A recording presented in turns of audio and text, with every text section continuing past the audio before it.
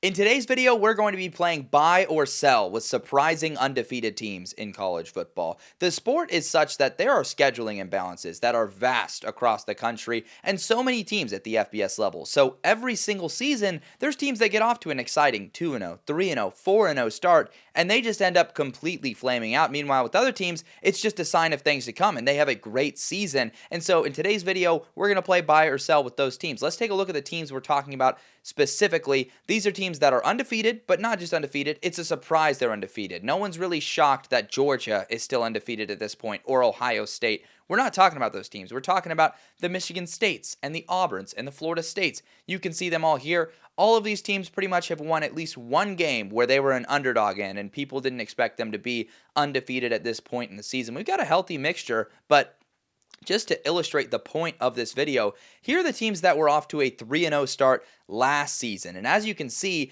based on how they did in 2024, there's some pretty wide variance in how some of these seasons ended up. Like with Utah and Oklahoma State, 5-7, and Oklahoma State ended up not even winning a game after that. They went 3-9. Meanwhile, teams like Arizona State and BYU went on to have incredible seasons. Washington State was somewhere in the middle. Cal ended up just barely eking to a bowl game. UCF ended up losing basically every game down the stretch. Indiana ended up having an incredible year. So you can just see things can go in vastly different directions, which is why it's important that we buy or sell and talk about these teams. Let's start with the first team, which is going to be Michigan State. The Spartans have impressed thus far. Jonathan Smith's squad coming out to a 3-0 start. They start off a little slow against Western Michigan, but the defense looks promising. Then they win with offense against Boston College. Double overtime game that they totally could have and arguably should have lost. And then there's the Youngstown State game where it's an FCS opponent. They take care of business. So it's not like they shocked the world or anything. Boston College, I believe, was the slight favorite, maybe a slight underdog, but the Spartans off to a 3-0 start, I think, is a pleasant surprise. I think they very easily could have been 2-1. They lost to Boston College last season. But are we buying or selling this team as a great team in the Big Ten? Maybe not quite a playoff team. Maybe that's a bit of a stretch. With the Spartans, I think looking at their schedule is one thing. You've got USC at Nebraska, a good Nebraska team, at Indiana. They still have to play Michigan and Penn State. It just feels like it's going to be really hard to finish better than like 7-5 with this team. I'm still buying them. I think they're headed in the right direction. Aiden Childs is playing pretty well right now, but the defense has also left something to be desired. So I'm going to go with sell for Michigan State. I am selling them. I don't think they're a Big Ten title contender. I don't think they have a very high ceiling. I think making a bowl game would be a huge success for this team this season. Moving on to the next team, it's Florida State. The Seminoles have been one of the talks of college football early on in the season, and it's for that upset victory over Alabama. There was a lot of people that probably thought Florida State would be 1-1 at this point.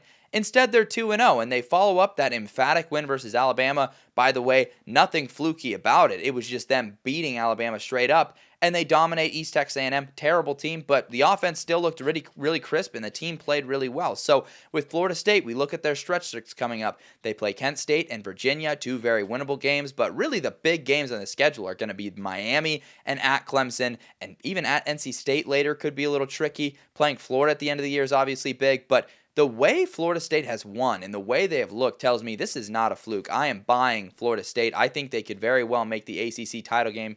They look better than Clemson right now. That has a little bit more to do with how Clemson has looked. But with Florida State, buy all day long. Next team here is going to be Texas A&M. Texas A&M's surprising victory was at Notre Dame. They march on the road into South Bend and pull off the victory. To me, there is a glaring concern with this team, and it's how their defense has performed early in the season. You look at those point totals. They allowed 24 to UTSA, 22 to Utah State, 40 to Notre Dame, and the missed extra point, or the botched extra point, shout out to Tyler Buckner, was ultimately what ended up costing Notre Dame that game. But A&M had to go out and get that game and win that. It was a great game for Marcel Reed. Hope he can be a little bit more consistent and efficient. But at the end of the day, I really trust this roster. I trust Mike Elko. And you look at the schedule, it's honestly not too daunting for Texas A&M. So I'm actually buying the Aggies. I think they're going to continue to be successful. I could see them as a college football playoff team this season based on everything that we've seen so far with the Aggies. Next up is going to be California. California is really interesting because you looked at the schedule, 3-0 wasn't completely unreasonable, but they were slight underdogs to Oregon State and they may have been slightly favored versus Minnesota, but still razor thin, basically a pick 'em in that game, and they end up winning both of those games decisively. Obviously, the buzz is for their freshman quarterback, Jaron. I'm not even going to try and pronounce the rest of his name. Sagaputele. Is that close? Probably not. But he's been really spectacular for them, and it's really exciting, a 3-0 start. What a lot of people have already forgotten is that Cal started 3-0 last season, and then things started to fall apart. They still have a really good defense this year.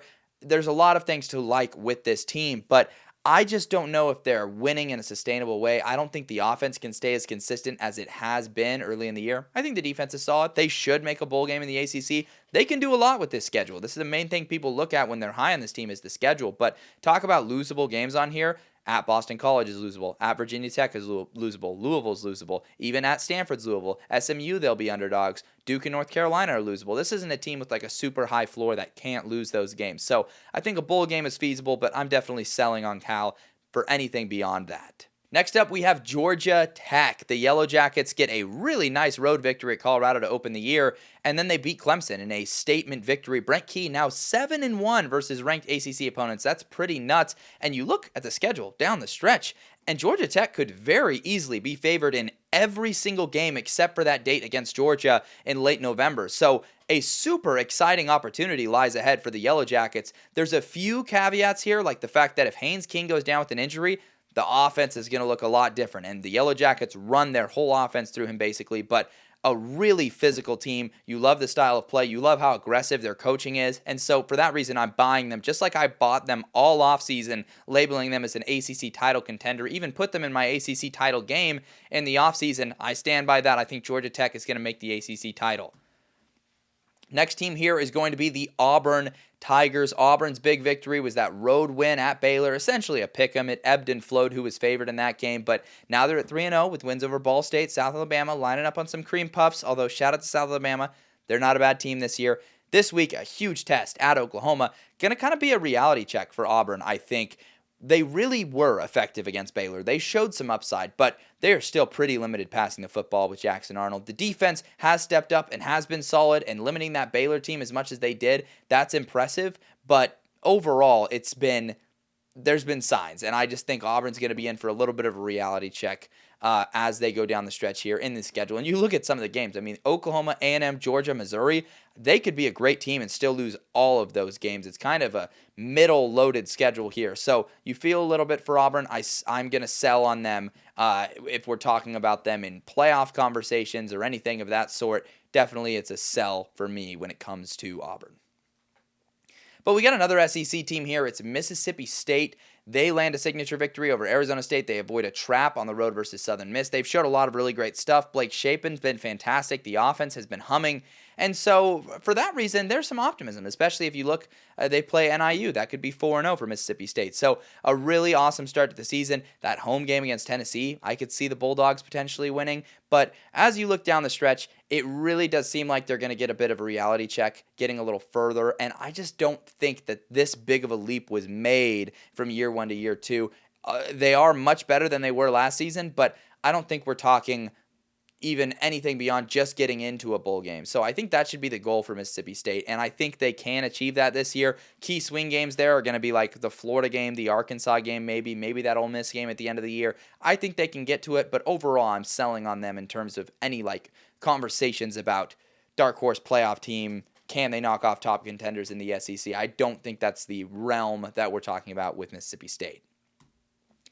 What about the Houston Cougars? Houston has been a really intriguing team this year. I accidentally have the wrong schedule up there. It's still Mississippi State's schedule. But for Houston, their big-time win was beating Colorado. It was a really nice one that they landed this last week. And it's just surprising to see the Cougars get off to that nice 3-0 start. Willie Fritz has a really solid squad. You don't even really need to see the schedule. You just know how the Big 12 is.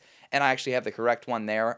They also took care of business with Rice, Stephen F. Austin. I think the offense looks really crisp early in the season, and I think Houston can make a lot of good things happening. You look at, there's a lot of winnable games, and yeah, I buy them as a team with Big 12 title game upside because we know how this conference can be. So buy on Houston.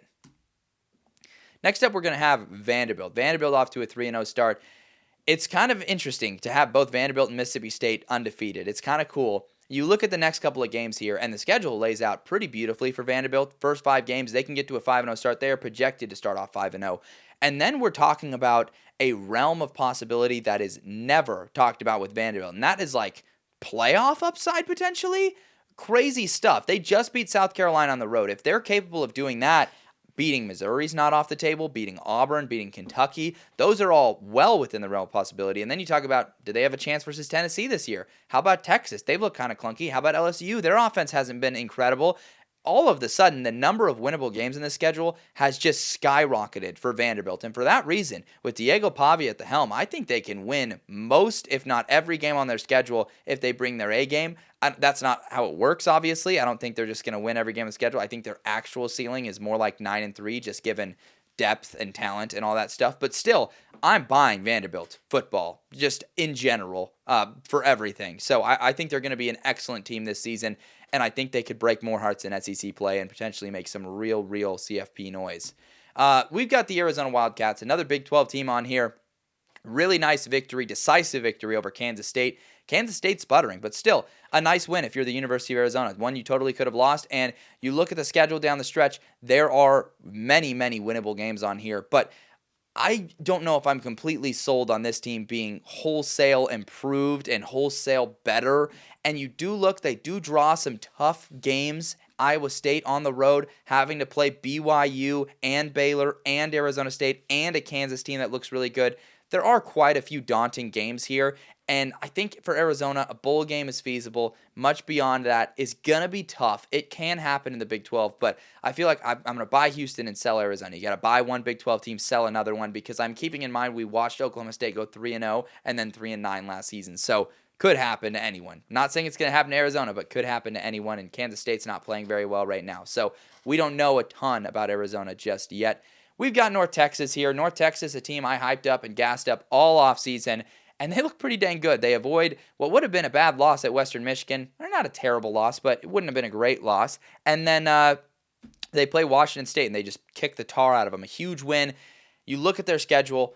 Does not do them a ton of favors. They do have to play Army, South Florida, UTSA, and Navy. That's a tough 4 games there. And I think they're going to have some issues against those service academies, but I'm really buying the defensive improvement. They've looked really great. The offense is absolutely killer. And so for that reason, I'm going to continue to do what I did with this team all offseason, and that's just buy more stock. I think Eric Morris is doing the right things with North Texas. That takes us to our last team here, which is going to be UNLV. UNLV off to a 3-0 start. They had a struggle early in the season versus Idaho State, but they've clearly turned it around. They beat UCLA, but let's be real, who hasn't at this point in the season? Big test for them is going to be this one at Miami of Ohio, but I think Mullen's done it. I think he has a really good team on his hands here. They're very talented, and I think they're going to have a good opportunity to make some noise. If they don't make the Mountain West title game, it will surprise me. There's just not a lot of teams that are dazzling you in the Mountain West right now. Like Utah State looks solid.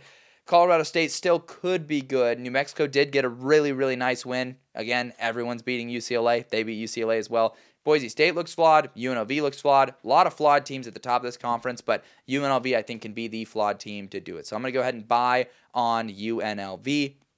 And that's it. That's the 12th and final team that we are buying and selling on. Let me know down in the comments which of these teams are you buying, which are you selling on, which teams are you high on, higher than others, down in the comments. And yeah, that's all I have for you guys. The Discord has been absolutely popping recently, so I appreciate all you guys that have jumped in there. We're almost to 1,000 people in that Discord server, which is super cool. Been playing around with pinging people based on who their team is. You get to select your team, who you're a fan of. I know not everyone is used to Discord, but I'm telling you, it's really cool. You should go check it out. I'm going to link it down in the bio so you can get in there if you're not already in on the action. But that does it.